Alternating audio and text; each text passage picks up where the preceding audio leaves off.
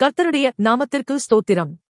ஒவ்வொரு நாளும் கேட்பதன் மூலம் ஒரு வருடத்தில் பைபிள் வாசிப்பை முடிக்க இந்த சேனல் உதவுகிறது. Please subscribe and support us. இன்றைய வேத பகுதி யோபு அதிகாரம் 11.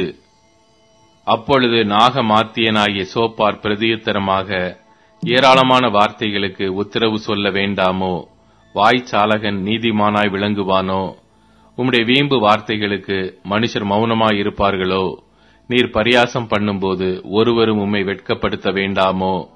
என் சொல் சுத்தம் என்றும் நான் தேவரீருடைய பார்வைக்கு துப்புரவானவன் என்றும் நீர் சொல்லுகிறீர்.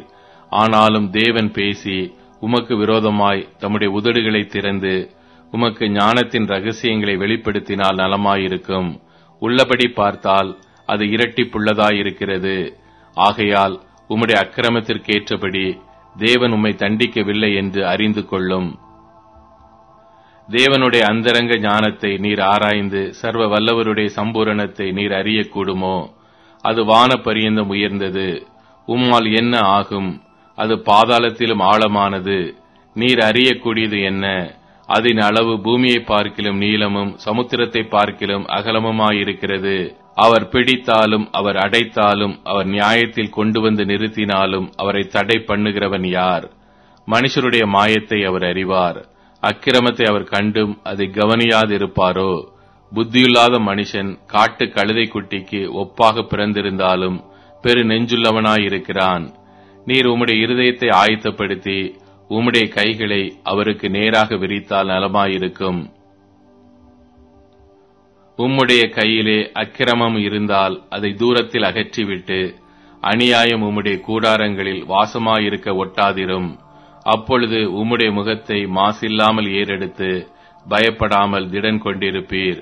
அப்பொழுது நீர் வருத்தத்தை மறந்து கடந்து போன தண்ணீரைப் போல அதை நினைப்பீர். அப்பொழுது உம்முடைய ஆயுசு காலம் பட்ட பகலை பார்க்கிலும் பிரகாசமாயிருக்கும்.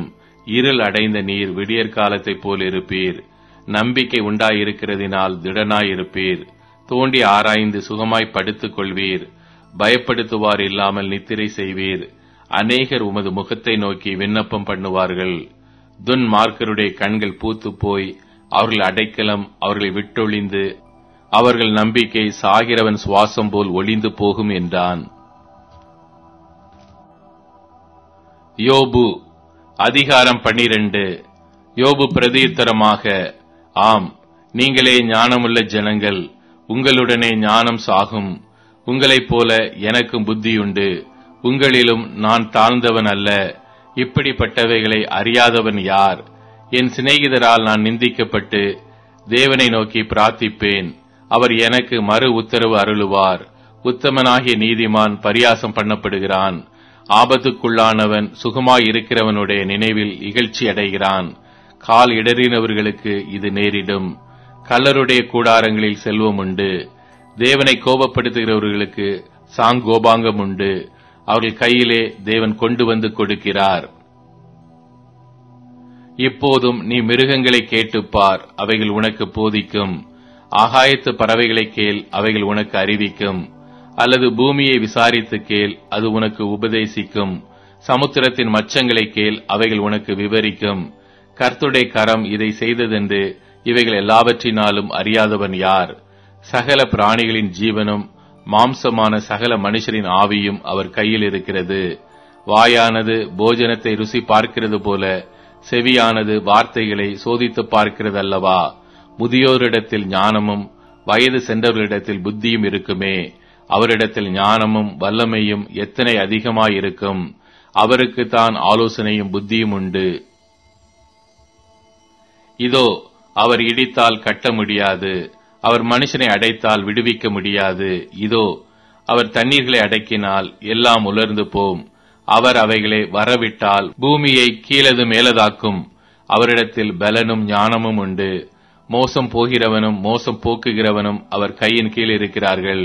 அவர் ஆலோசனைக்காரரை சிறைப்பிடித்து நியாயாதிபதிகளை மதிமயக்குகிறார். அவர் ராஜாக்களுடைய கட்டுக்களை அவிழ்த்து அவர்கள் இடுப்புகளை கச்சை கட்டுகிறார். அவர் மந்திரிகளை சிறைப்பிடித்துக் கொண்டு போய் பலவான்களை கவிழ்த்து போடுகிறார். அவர் நம்பிக்கை உள்ளவருடைய வாக்கை விலக்கி முதிர் வயதுள்ளவர்களின் ஆலோசனையை வாங்கி போடுகிறார். அவர் பிரபுக்களின் மேல் இகழ்ச்சி வரப்பண்ணுகிறார். பலவான்களின் கச்சையை தளர்ந்து போக பண்ணுகிறார். அவர் அந்தகாரத்தில் இருக்கிற ஆழங்களை வெளியரங்கமாக்கி மரண இருளை வெளிச்சத்தில் கொண்டு வருகிறார். அவர் ஜாதிகளை பெருகவும் அழியவும் பண்ணுகிறார். அவர் ஜாதிகளை பரவவும் குறுகவும் பண்ணுகிறார். அவர் பூமியில் உள்ள ஜனத்தினுடைய அதிபதிகளின் நெஞ்சை அகற்றி போட்டு அவர்களை வழியில்லாத அந்தரத்திலே அலைய பண்ணுகிறார். அவர்கள் வெளிச்சமற்ற இருளிலே தடவித் திரிகிறார்கள். வெறித்தவர்களைப் போல அவர்களை தடுமாறி திரிய பண்ணுகிறார். அப்போஸ்தலருடைய நடபடிகள் அதிகாரம் 5. அனனியா என்னும் பேருள்ள ஒருவனும் அவன் மனைவியாகிய சப்பீராலும் தங்கள் காணியாட்சியை விற்றார்கள். தன் மனைவி அறிய அவன் கிரயத்திலே ஒரு பங்கை வஞ்சித்து வைத்து ஒரு பங்கை கொண்டு வந்து அப்போஸ்தலருடைய பாதத்திலே வைத்தான். பேதுரு அவனை நோக்கி, அனனியாவே, நிலத்தின் கிரயத்தில் ஒரு பங்கை வஞ்சித்து வைத்து பரிசுத்த ஆவியினிடத்தில் பொய் சொல்லும்படி சாத்தான் உன் இருதயத்தை நிரப்பினதென்ன? அதை விற்கும் முன்னே அது உன்னுடையதாய் இருக்கவில்லையோ? அதை விற்ற பின்பும் அதன் கிரயம் உன் வசத்தில் இருக்கவில்லையோ? நீ உன் இருதயத்திலே இப்படிப்பட்ட எண்ணம் கொண்டதென்ன?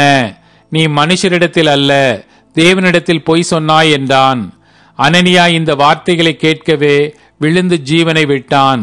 இவைகளை கேள்விப்பட்ட யாவருக்கும் மிகுந்த பயமுண்டாயிற்று. வாலிபர் எழுந்து அவனை சேலையிலே சுற்றி வெளியே எடுத்துக்கொண்டு போய் அடக்கம் பண்ணினார்கள்.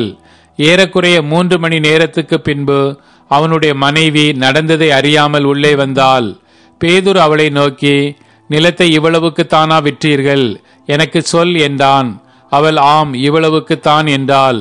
பேதுரு அவளை நோக்கி, கர்த்தருடைய ஆவியை சோதிக்கிறதற்கு நீங்கள் ஒருமனப்பட்டதென்ன? இதோ உன் புருஷனை அடக்கம் பண்ணினவர்களுடைய கால்கள் வாசற்படியிலே வந்திருக்கிறது, உன்னையும் வெளியே கொண்டு போவார்கள் என்றான். உடனே அவள் அவனுடைய பாதத்தில் விழுந்து ஜீவனை விட்டாள். வாலிபர் உள்ளே வந்து அவள் மரித்து போனதைக் கண்டு அவளை வெளியே எடுத்துக்கொண்டு போய் அவளுடைய புருஷன் அண்டையிலே அடக்கம் பண்ணினார்கள். சபையார் எல்லாருக்கும் இவைகளை கேள்விப்பட்ட மற்ற யாவருக்கும் மிகுந்த பயமுண்டாயிற்று. அப்போஸ்தலருடைய கைகளினாலே அநேக அடையாளங்களும் அற்புதங்களும் ஜனங்களுக்குள்ளே செய்யப்பட்டது. எல்லாரும் ஒருமனப்பட்டு சாலமோனுடைய மண்டபத்தில் இருந்தார்கள். மற்றவர்களில் ஒருவரும் அவர்களுடனே சேரத் துணியவில்லை. ஆகிலும் ஜனங்கள் அவர்களை மேன்மைப்படுத்தினார்கள்.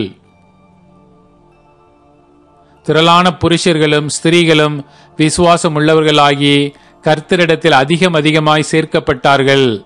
பிணியாளிகளை படுக்கைகளின் மேலும் கட்டில்களின் மேலும் கிடத்தி நடந்து போகையில் அவனுடைய நிழலாகிலும் அவர்களில் சிலர் மேல் படும்படிக்கு அவர்களை வெளியே வீதிகளில் கொண்டு வந்து வைத்தார்கள்.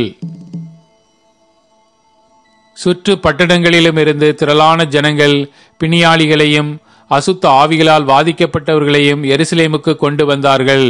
அவர்கள் எல்லாரும் குணமாக்கப்பட்டார்கள். அப்பொழுது பிரதான ஆசாரியரும் அவனுடனே கூட இருந்த சதுசேய சமயத்தார் அனைவரும் எழும்பி பொறாமையினால் நிறைந்து அப்போஸ்தலர்களை பிடித்து பொதுவான சிறைச்சாலையிலே வைத்தார்கள். கர்த்தருடைய தூதன் ராத்திரியிலே சிறைச்சாலையின் கதவுகளை திறந்து அவர்களை வெளியே கொண்டு வந்து, நீங்கள் போய் தேவ ஆலயத்திலே நின்று இந்த வார்த்தைகள் எல்லாவற்றையும் ஜனங்களுக்கு சொல்லுங்கள் என்றான். அவர்கள் அதை கேட்டு அதிகாலமே தேவ ஆலயத்தில் பிரவேசித்து போதகம் பண்ணினார்கள். பிரதான ஆசாரியனும் அவனுடனே கூட இருந்தவர்களும் வந்து ஆலோசனை சங்கத்தாரையும் இஸ்ரவேல் புத்திரரின் மூப்பர் எல்லாரையும் வரவழைத்து அப்போஸ்தலர்களை கொண்டு வரும்படி சிறைச்சாலைக்கு சேவகரை அனுப்பினார்கள். சேவகர் போய் சிறைச்சாலையிலே அவர்களை காணாமல் திரும்பி வந்து சிறைச்சாலை மிகுந்த பத்திரமாய் பூட்டப்பட்டிருக்கவும் காவற்காரர் வெளியே கதவுகளுக்கு முன் நிற்கவும் கண்டோம். திறந்த பொழுதோ உள்ளே ஒருவரையும் காணோம் என்று அறிவித்தார்கள். இந்த செய்தியை ஆசாரியனும் தேவ ஆலயத்தை காக்கிற சேனை தலைவனும் பிரதான ஆசாரியர்களும் கேட்டபொழுது இது என்னமாய் முடியுமோ என்று அவர்களை குறித்து கலக்கமடைந்தார்கள். அப்பொழுது ஒருவன் வந்து, இதோ நீங்கள் காவலில் வைத்த மனுஷர் தேவ ஆலயத்தில் நின்று ஜனங்களுக்கு போதகம் பண்ணுகிறார்கள் என்று அவர்களுக்கு அறிவித்தான். உடனே சேனை தலைவன் சேவகரோடே கூட போய் ஜனங்கள் கல்லெறிவார்கள் என்று பயந்ததினால் பலவந்தம் பண்ணாமல் அவர்களை அழைத்து கொண்டு வந்தான். அப்படி அவர்களை அழைத்து கொண்டு ஆலோசனை சங்கத்துக்கு முன்பாக நிறுத்தினார்கள். அப்பொழுது பிரதான ஆசாரியன் அவர்களை நோக்கி, நீங்கள் அந்த நாமத்தை குறித்து போதகம் பண்ணக்கூடாதென்று நாங்கள் உங்களுக்கு உறுதியாய் கட்டளையிடவில்லையா? அப்படி இருந்தும் இதோ எருசலேமை உங்கள் போதகத்தினாலே நிரப்பி அந்த மனுஷனுடைய இரத்தப் பழியை எங்கள் மேல் சுமத்த வேண்டும் என்றிருக்கிறீர்கள் என்று சொன்னான். அதற்கு பேதுருவும் மற்ற அப்போஸ்தலரும், மனுஷருக்கு கீழ்ப்படுகிறதை பார்க்கிலும் தேவனுக்கு கீழ்ப்படுகிறதே அவசியமாயிருக்கிறது. நீங்கள் மரத்திலே தூக்கி கொலை செய்த இயேசுவை நம்முடைய பிதாக்களின் தேவன் எழுப்பி இஸ்ரவேலுக்கு மனம் திரும்புதலையும் பாவ மன்னிப்பையும் அருளுகிறதற்காக அவரை அதிபதியாகவும் இரட்சகராகவும் தமது வலது கரத்தினாலே உயர்த்தினார். இந்த சங்கதிகளை குறித்து நாங்கள் அவருக்கு சாட்சிகளாயிருக்கிறோம். தேவன் நமக்கு கீழ்ப்படுகிறவர்களுக்கு தந்தரிலின பரிசுத்த ஆவியும் சாட்சி என்றார்கள். அதை அவர்கள் கேட்டபொழுது மூர்க்கமடைந்து அவர்களை கொலை செய்யும்படிக்கு யோசனை பண்ணினார்கள். அப்பொழுது சகல ஜனங்களாலும் கனம் பெற்ற நியாய சாஸ்திரியாகிய கமாலியேல் என்னும் பேர் கொண்ட ஒரு பரிசேயன் ஆலோசனை சங்கத்தில் எழுந்திருந்து அப்போஸ்தலரை சற்று நேரம் வெளியே கொண்டு போகச் சொல்லி சங்கத்தாரை நோக்கி, இஸ்ரவேலரே, இந்த மனுஷருக்கு நீங்கள் செய்ய போகிறதை குறித்து எச்சரிக்கையாயிருங்கள்.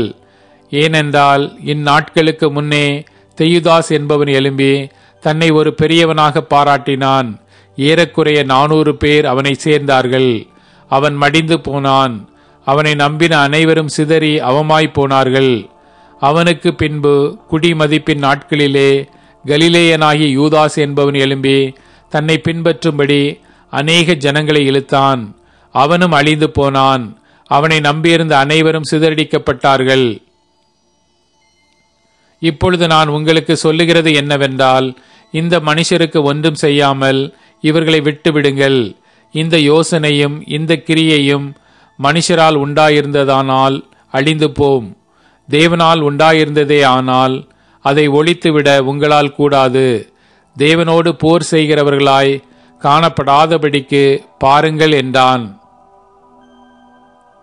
அப்பொழுது அவர்கள் அவனுடைய யோசனைக்கு உடன்பட்டு அப்போஸ்தலரை வரவழைத்து அடித்து இயேசுவின் நாமத்தை குறித்து பேசக்கூடாதென்று கட்டளையிட்டு அவர்களை விடுதலையாக்கினார்கள். அவருடைய நாமத்துக்காக தாங்கள் அவமானம் அடைகிறதற்கு பாத்திரராக எண்ணப்பட்டபடியினால் சந்தோஷமாய் ஆலோசனை சங்கத்தை விட்டு புறப்பட்டு போய் தினம்தோறும் தேவ ஆலயத்திலேயும் வீடுகளிலேயும் இடைவிடாமல் உபதேசம் பண்ணி இயேசுவே கிறிஸ்துவென்று பிரசங்கித்தார்கள்.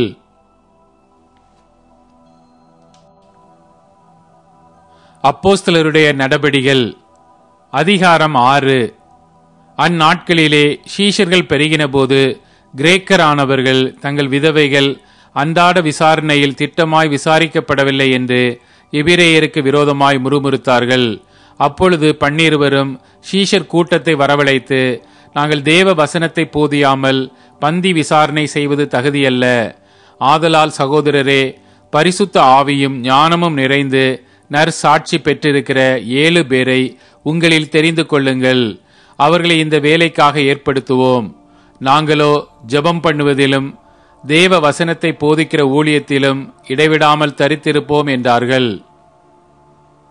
இந்த யோசனை சபையார் எல்லாருக்கும் பிரியமாயிருந்தது.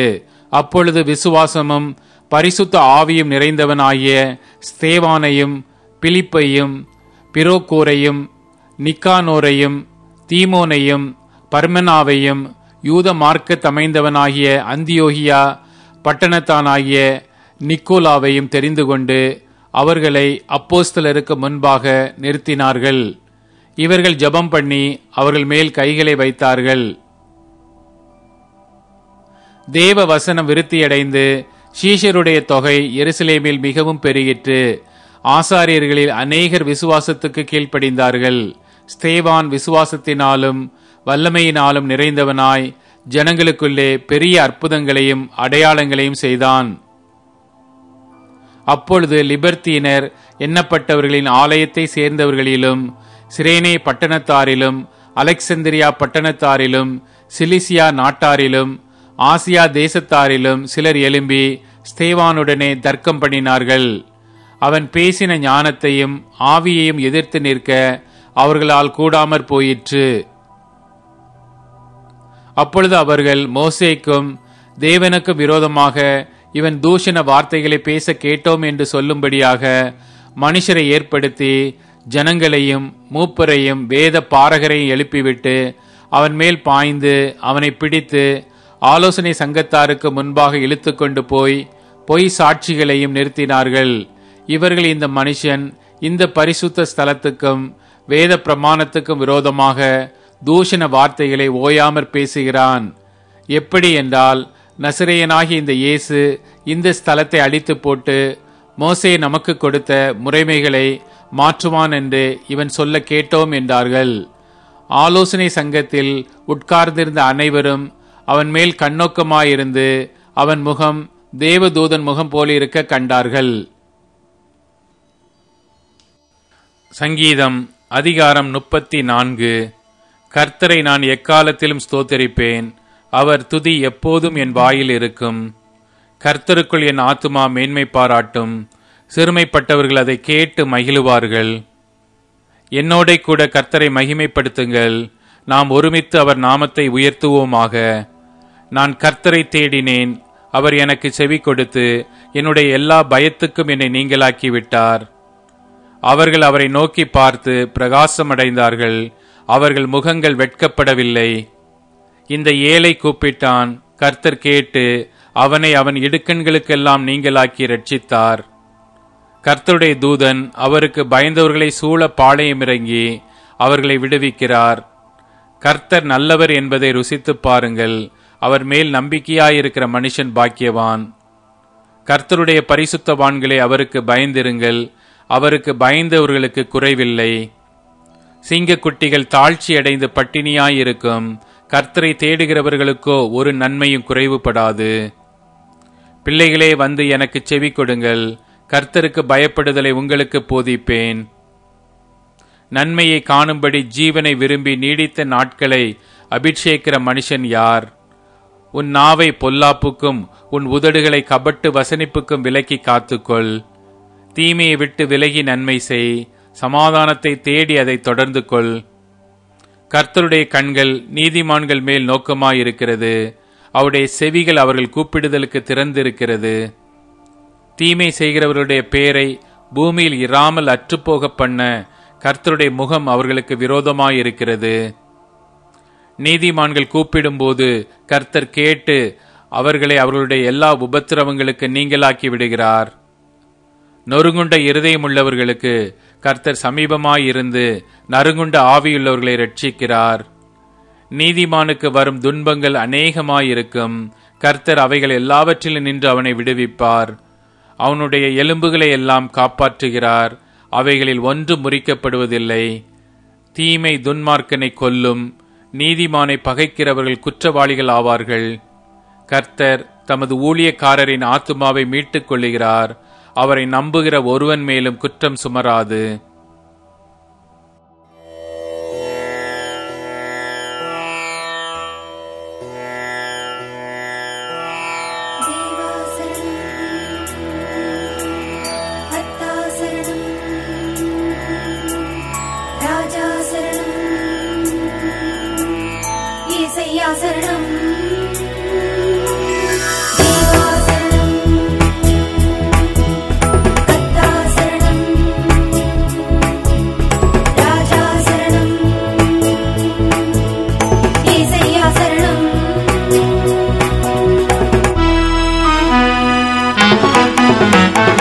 தேவா சரணம், கர்த்தா சரணம், ராஜா சரணம், ஏசையா சரணம். தேவா சரணம், கர்த்தா சரணம், ராஜா சரணம், ஏசையா சரணம்.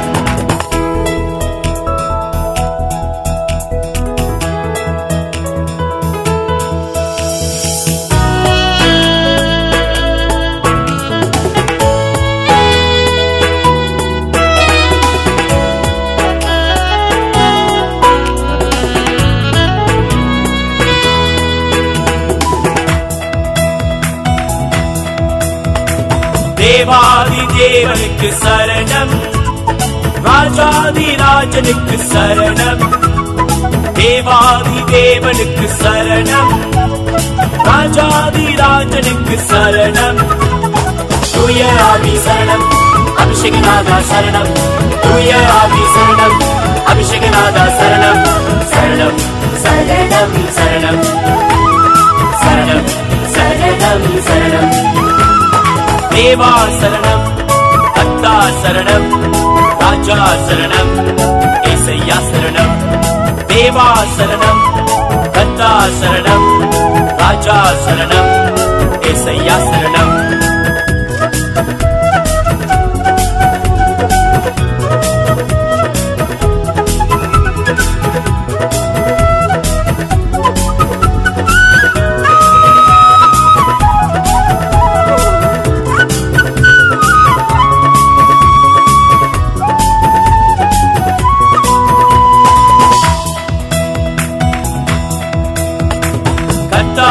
கர்த்தருக்கு சரணம், காருண்ய கேடகமே சரணம். கர்த்தாதி கர்த்தருக்கு சரணம், காருண்ய கேடகமே சரணம். பரிசுத்தாவி சரணம், ஜீவநதியே சரணம். பரிசுத்தாவி சரணம், ஜீவநதியே சரணம். சரணம் சரணம் சரணம் சரணம் சரணம் சரணம். தேவா சரணம், கர்த்தா சரணம், ராஜா சரணம், ஏசையா சரணம். தேவா சரணம், கர்த்தா சரணம், ராஜா சரணம், ஏசையா சரணம்.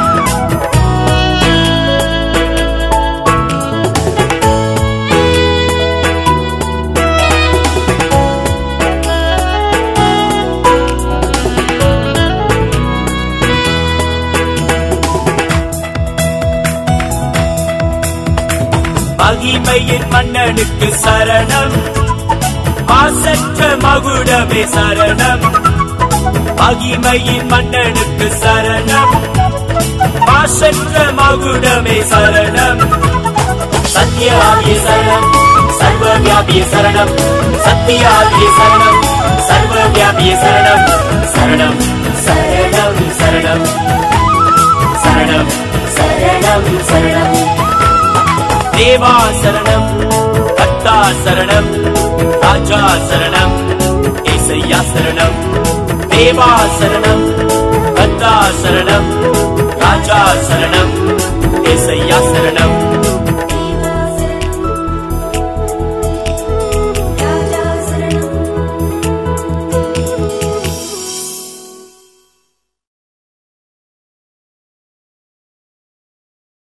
இப்போது டியூன், ஸ்பாட்டிஃபை, அமேசான் மியூசிக் மற்றும் யூடியூப் மியூசிக் ஆகியவற்றில் நமது பைபிள் 365 சேனல் கிடைக்கிறது.